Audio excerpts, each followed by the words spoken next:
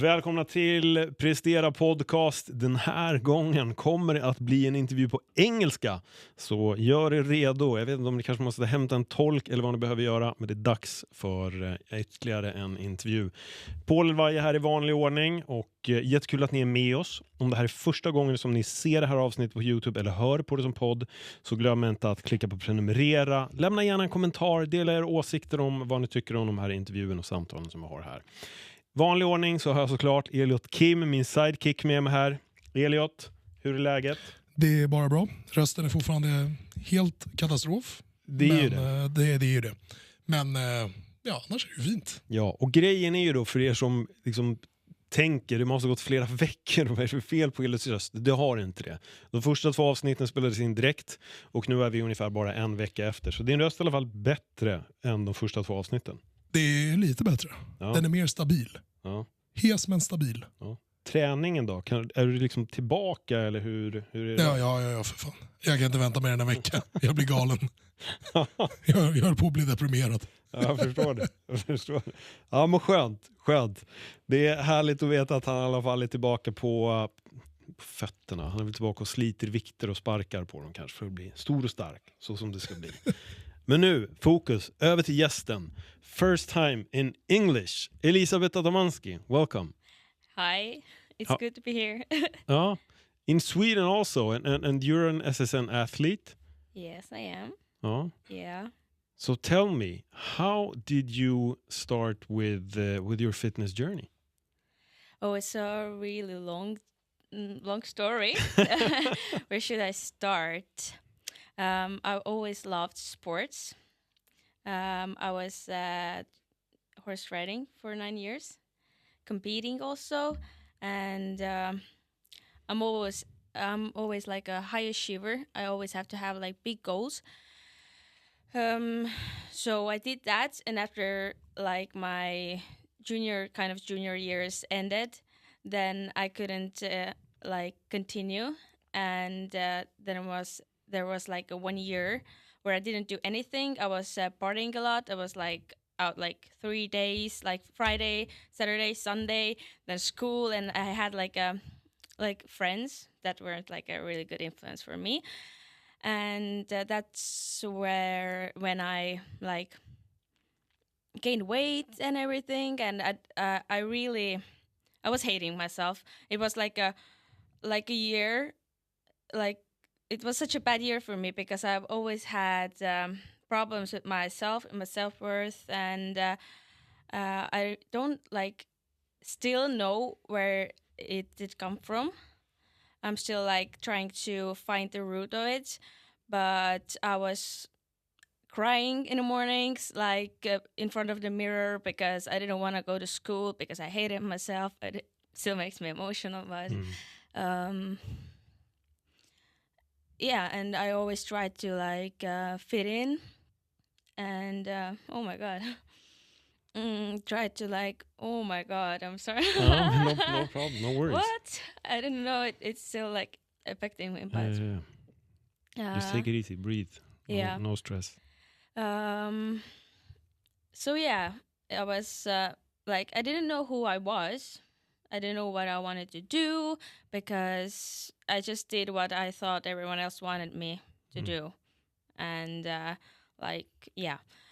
So then I found like a Muay Thai, like boxing, for myself, and started doing that. I'm always like an all-in person, so I was training for like 6 times a week, like doing like 2 workouts a day, and like really like went into it.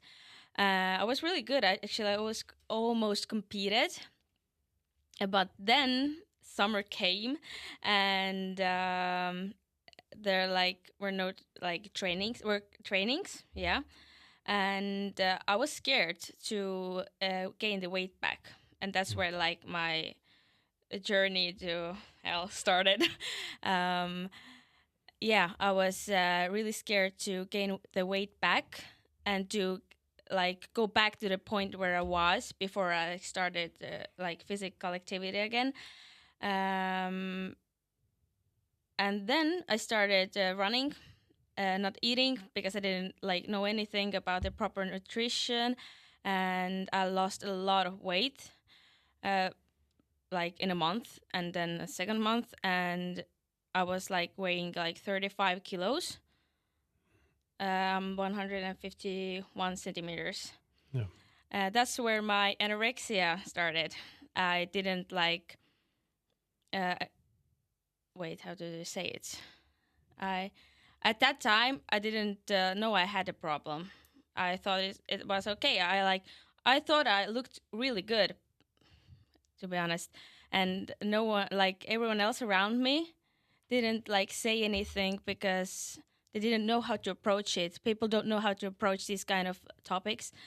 It's kind of sad. That's why like my mission is to be really like open and really, how do you say, authentic? Yeah, authentic with everything, because people are struggling and it's really hard to get out of it alone. Anyways, then I had anorexia. It was really scary. Maybe I should talk about it also, because I We'll think get into it was, for sure. yeah.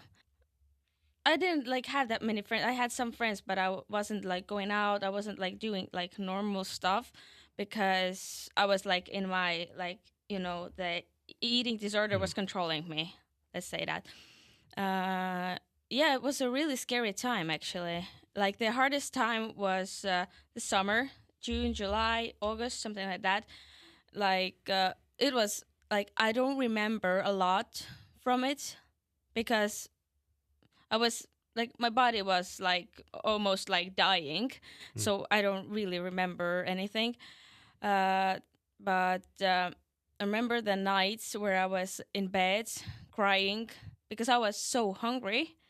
I was so hungry and I really wanted to eat, but I was so scared. I didn't know how to get out of it. It was like demons, like a loop we're in. And then I just cried myself to sleep, woke up in the morning, ate like half a protein bar, and went to the gym, did like 1 hour of running, then like 2 hours weight training, and maybe in the evening like something more. And constantly like I made the eating disorder my whole identity. And it was controlling me. And How did you get out of it? actually, I met like a girl who was also my like a trainer at the time, and she told me something that clicked in my head. I don't know why, because I have this thing that when I have like one person that I trust, that I like feel truly that I can trust, then I will do anything, like anything that's he or she says. So she like introduced me, or she like just told me about like proper like nutrition and how the body actually works, because I think that was the main problem, that I didn't know how the body works. So I thought that not eating will solve all my problems. And of course, what I wanted to say also is that I like I count like all my self-worth was based on the outer like things, the appearance and everything. And I thought that will solve my problem for like self-love and like everything that. So yeah, and then I slowly started to eat more and go to the gym, and for a year maybe I was trying to like do something on my own, and then I found my coach, who is now my coach, and we started like working together, and that's where my like competing times started. Yeah. And how was that? It was hard in the beginning. People were like asking, like, aren't you scared that it's gonna trigger your eating disorder, that you're gonna fall into that hole again? But I didn't really believe that. I don't know. It just like I had a feeling that it won't happen, and exactly like the same thing with that new coach I had. Like I trusted him. I trust him, what he said, and I just like started eating. It was really hard because my body started changing and everything, but it started like working properly again. And yeah, of course it was hard, but it didn't change anything in my self-worth, to be honest. No. Like anything. I was still the same. So it's a lot deeper than the like appearance and outer things in here. For sure. So let's dig deep. Yeah, let's do it. Okay. I love it. Because I know that you're on your journey, on your spiritual journey, or den inre resan as we call it here in Sweden, the inner journey. When did you start that part of your life? After my first competition season, because I had created like the competing my whole identity. And when it ended, I was like, what now? So how do you view yourself today compared to before? Okay, I'm the same, but I found myself. Yeah. Yeah, because earlier I was someone like created by outer like maybe like beliefs and people's like what people expected of me to be. But now I'm like me, like really me. And yeah, it's a really cool feeling. What was the hardest thing to confront when you started this journey? Or the toughest insight maybe? Like letting go of the like identity that I had created, the like fake identity.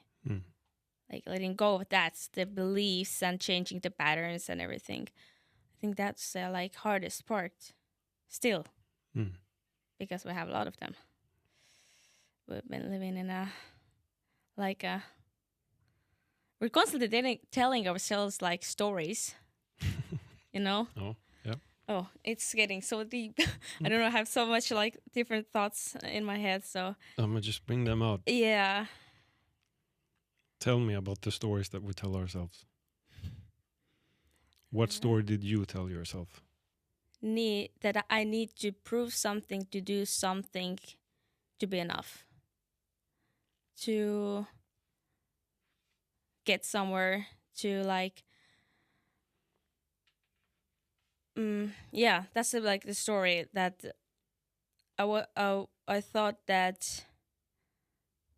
You know, we have like a lot of people are expecting everything from you, and we have like these, like this, how do you say, like a road, like a written story that everyone follows, like in society, and people are scared to be different and go their own way, and like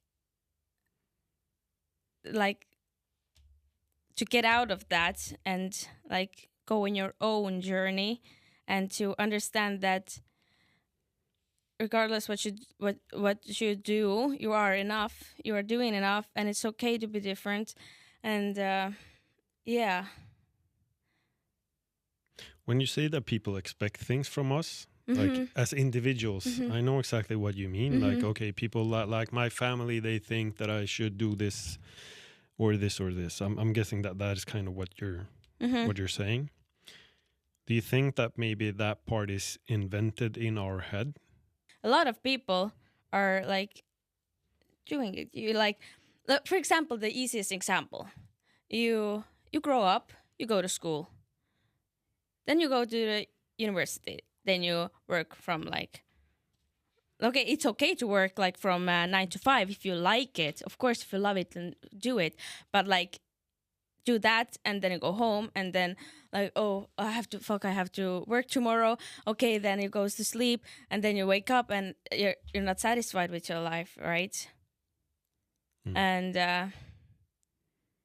but yeah, oh my god, I got messed up. And okay, but did you? No, I lost my thought. Yeah, but when have you been in a 9 to 5 that you didn't like? Yeah. Yes. because I was doing I went after I graduated, I went to the university, and the moment I got there, I was like, no, I don't want to do that. That's not for me. And I dropped out in 3 weeks. It was really hard because parents and everything are they grew up in that how do you say, in that loop. Yeah, exactly. And it's hard for them to understand, but they're always supporting me. And then I started doing my coaching thing. I did my trainer how do you say, certificate? Yep. Certificate, yeah. And started doing that and fitness and everything, and that's where my journey to my path started. Or how do you say it? Yeah. Interesting. We're gonna get back to this. Yeah. But I want to hear some about your fitness story because we've been a lot on the inner journey. Yeah. But what have you done in on the fitness scene to where you are now, so that you can do your coaching and all of this? How many competitions have you done? Oh, my first season was in 2020. A lot of in Estonia. Then I did my first World Championship junior. I got 5th place. It was a really good season for me. Then I did 2021. 2021, did another season. That was also kind of success, of course. And then 2023, I did 2 seasons in a row. So that was the best season of my life. Yeah. So it's actually really good to say it out loud. Yeah. Good. And actually, I always had that feeling because I love this sport, and I always set myself big goals. And I always in the beginning of the year, I write down my New Year's goals. And I wrote down that I'm going to be an European champion, Estonian champion. I'm going to be a world champion, everything. And I was visualizing it. And everything, the moment I was on the stage, the Estonian national anthem and everything. And the feeling when you're really standing there, and it's the same moment that you were visualizing. It's crazy. So it's all in our minds. For sure. We can create our reality in our minds. We can. It's so crazy. It's interesting. Why does it make me emotional again? Oh my God. Yeah, I mean, and that's the thing I've been thinking about, because we started this podcast with you crying. And now we've been laughing, and now you're crying because you're laughing. Oh, I always say that what would happen if we suppressed laughter? Yeah. Instead of crying. Can you imagine a world like that? No, don't laugh. Yeah, don't laugh. It's not good for you. Women don't laugh. Men don't laugh. Crazy. It's the same kind of emotion, because when you laugh too much, you cry. Yeah. So it's the same thing of the same. It's the other side of the same coin. What is the advice that you give to people? Let's say that someone would write to you now and say, I have an eating disorder. What would you say? At first, find someone that you can trust and find help. Don't be afraid to ask for help. Because doing it alone, no. You need support and someone. Yeah, if it's a really deep problem, then of course you should go to a specialist or a doctor at first, but also start doing inner work, because it comes from the inside. Eating disorder is it's not a problem with only the food, but it's coming from somewhere really deep from inside. Well, mostly it's self-worth, maybe some traumas, everything. And how would you say that a friend or someone in the family should approach someone that has an eating disorder? I think that the thing not to do is to tell them like you should do that or you have a problem, or maybe just like to somehow like how do you say it? Like a gentle approach. Yeah, like like ask them how they are feeling. Like give them the space to like share, like the safe space, so that the person feels that he or she can trust and talk about it and open up. Because mostly they're scared because they're like thinking like what we should think or what will happen and everything. I don't know if you already answered this question, but how was it that you realized that you had an eating disorder? Was it because of the coach on the gym, or? You know, it was after, I think it was after like 2 years that I really said, oh yeah, I had anorexia. Because earlier I was like, I don't know, I just like, I don't know. Like it was like 2 years later, I think, that I actually realized that and could say it out loud that, yeah, I had the problem. I had anorexia. What made you realize? I don't even know. I haven't thought about it. Maybe it's the thing that I should get deeper into. Oh. Yeah. It's interesting because you never know how one realizes that they're there. That's why I wonder if someone talked to you or not. It was just you got on a better path, and then afterwards you just realized that, oh my God. Maybe I can't find the word for that. It's like yeah, I can't say the word in English. No. That's why it's like, but yeah, maybe I didn't like want to how do you say, I didn't want to acknowledge, no, not acknowledge, but like Confess to yourself. confess. Or, yeah. Exactly, yeah, confess.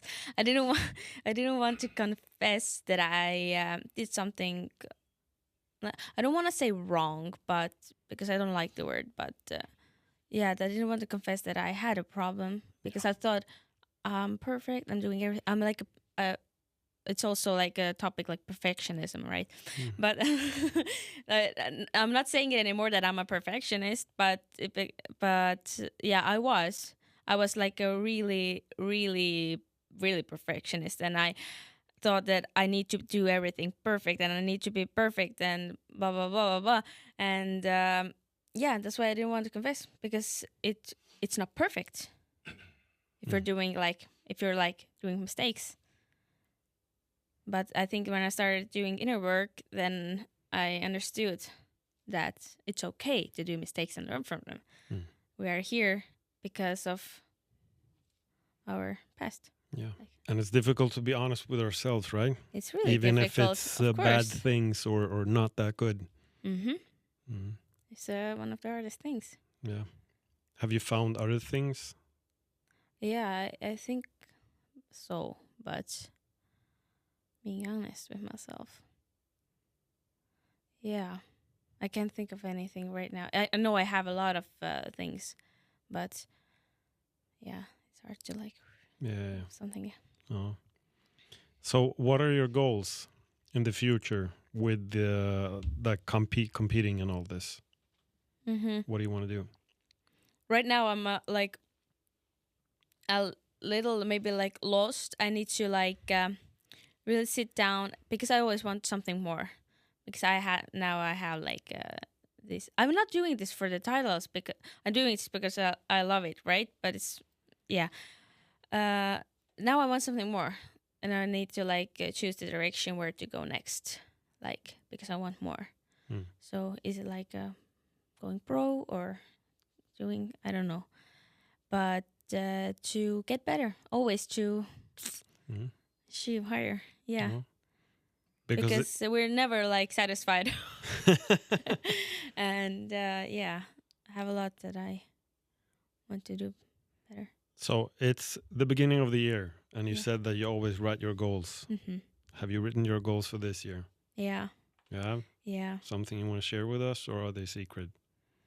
It's like I can share that this year is all about maybe like focusing on other things also, because when I'm competing, I'm putting all in. So the other cup that I have, the social, the living, the experiencing one, that is so empty because I've done it like for 4 years, anorexia and competing and everything. Then I was like in that bubble, but now I just want to like grow my business and focus on these things and just experience life and grow big.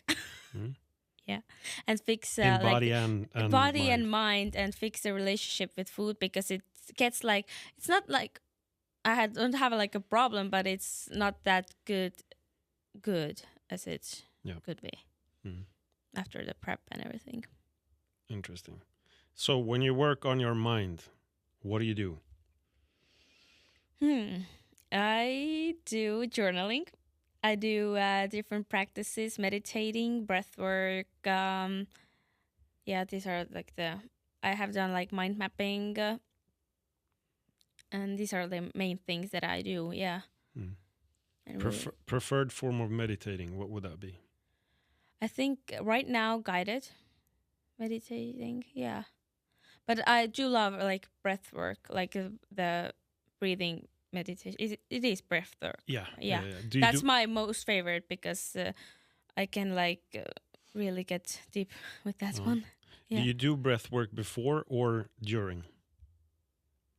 During. Yeah. And what state do you get to? It's totally different every time. It's like, yeah. And how much has this helped you when you compete, doing the meditation and breath work and all that? Oh, it helped a lot. Yeah. Because I'm a person who's constantly in my mind, overthinking, overanalyzing everything. And like worrying. Yeah. Russian. My Russian kicked out right now. But it helped a lot. It gets me like together. I'm all over the place, and it just brings me here now. And yeah. But, yeah. Have you done ice bath also? No. No? No. You should try it. Yeah, I want to try that. Yeah. It's cold outside and we have some water. We can go out if you want. Maybe next time. Yeah. Tell me about Sweden, because you've been here a lot. We actually talked before we started this podcast. What brings you to Sweden, and what do you like about Sweden? I don't know. You know, I've always had this like strange feeling that I love Sweden. My dad moved here for work like over 10 years ago, and that's when I like first time came here. And it's just something about it. It's like really similar to Estonia, like the weather and everything, but like the people and the like. That's like how I feel here. I feel like alive. I feel like I belong here. Maybe I'm minerally Swedish. I don't know. Yeah, but I really like it, and it has like opened up a lot of opportunities for me. And yeah. Have you competed in Sweden anytime, or? No, actually. No. Maybe it's time to compete in Sweden. Maybe it is. Yeah. Who knows? You should try it. You should try it. Interesting. So 10 years ago, your father went here. So you were like 14 then when he moved to Sweden, or something like that. About how was your first experience to Sweden when you went here the first time? I was so little, but I really loved the nature. Oh. Yeah, the cliffs and everything that I remember. Yeah. That was like the first thing that I can think of. I haven't been to Estonia, but you said that it's kind of a small country. It's a really small one, yeah. It's like everyone knows everyone. Yeah. So what differentiates the Swedes compared to Estonians? Swedes are more open and more like they have like more good vibes. Oh. Yeah. You can see that they are maybe like more they like more their life, you know, what they're doing.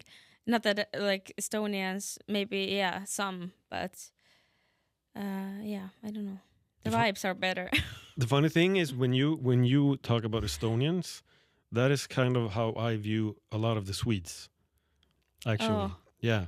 Really? Yeah. And when I go to Spain or visit my friends in Canada, I see them as more as happier people and say hi to each other. Here, sometimes you can walk by a neighbor, hey, and they're like, oh, they don't even say hi. Maybe it's that I haven't like traveled that much yet, but I haven't like seen that many like other people, like other cultures. So that's why I have this comparison. Yeah. Maybe that's... Or maybe it is just that the Estonians are better Swedes than the Swedes. I mean, they are more even more mad. Than Yeah.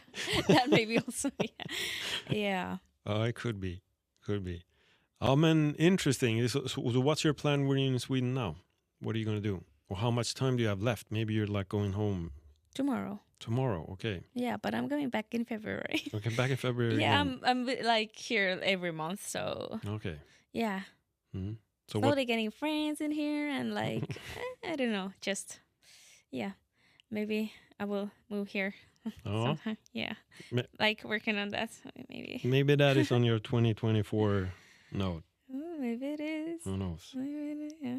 Mm-hmm. So if you would give a recommendation to someone that wants to get into the fitness industry and compete like you, what would you say? First of all, is it truly what you want, or is it what someone else expects from you?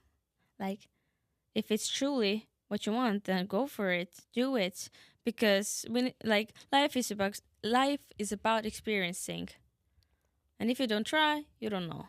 So go for it. Give it all. And find someone that you can trust and someone who supports you, and do it. And do it for yourself, not for anyone else.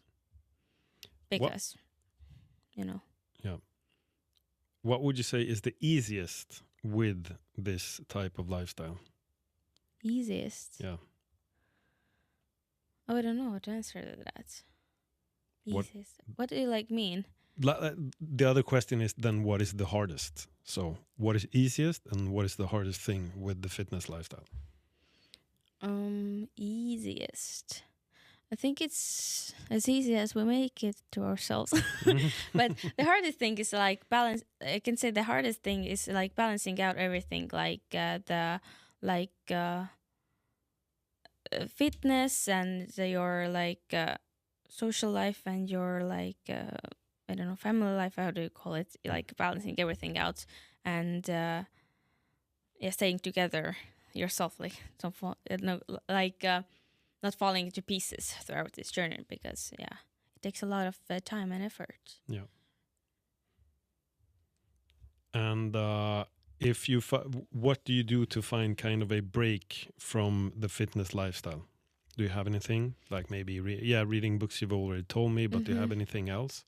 Just to get your mind off of like, I'm gonna compete in a month. And I think what I didn't do, but what is more important, to spend time with other people or people you love, or you're who are close to you. Like spend time with people and do something else that is not fitness, or find something for yourself. I love nature, or walking in nature, and Elliot, har vi missat något? Do you have a question for... I think we covered it all. Actually, I mean, eating disorders.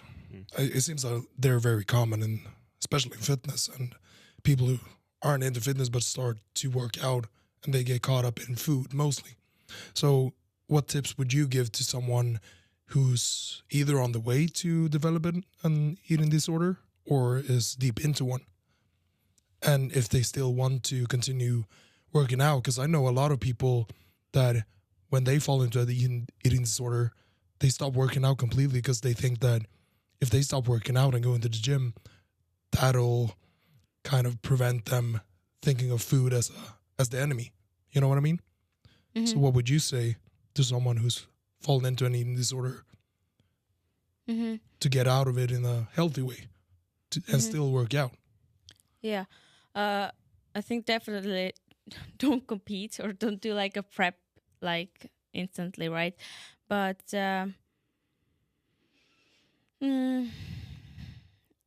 I think that like what helps is like, okay, let's talk about like tracking macros or calories. It is really triggering for the eating disorder. And oh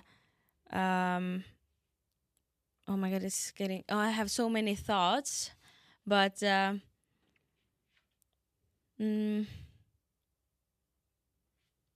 find help, first of all, because like, and confess that you have a problem, but and like ask yourself, do you really want to? If you truly want to work out, then you should work out, but not take it to the extreme. And like if you don't want to, it's okay that you're like, maybe you wanna like do some kind of other physical activity, or if it like gym is like, I don't know, it's like it really depends, I think. But it is a problem. You should like try to do something with that, but not just like pretend that nothing's wrong. Yeah. But because it's okay. It's okay to have this. You're not alone. It's not nothing wrong with you, but just. And I guess it's a process. Doesn't come overnight. Time. Yeah, it takes time, It's right? a lot of time. Yeah. Yeah. It's so sad. Yeah, it is. Yeah. But you've grown. Yeah. You've come out of it. Yeah. So it's good. Now I want to help others. Yeah. You're a little big girl. Yeah. That's the thing. Yeah. Thank you very much for your honesty in this podcast and for sharing with us and laughing and also crying. Thank you very much for that. Yeah, thank you for giving me that opportunity. For sure. Yeah. If people don't already follow you on your journey, where can they find you? On Instagram, Elisabeth Atamanski. Mm. Yeah, and I mostly like operate on Instagram, so yeah, that's where you can find me. Awesome. Follow Elisabeth Atamanski. If you have an eating disorder, write to her. Maybe she can be the one to help you. If not, write to someone that can help you. Talk to somebody.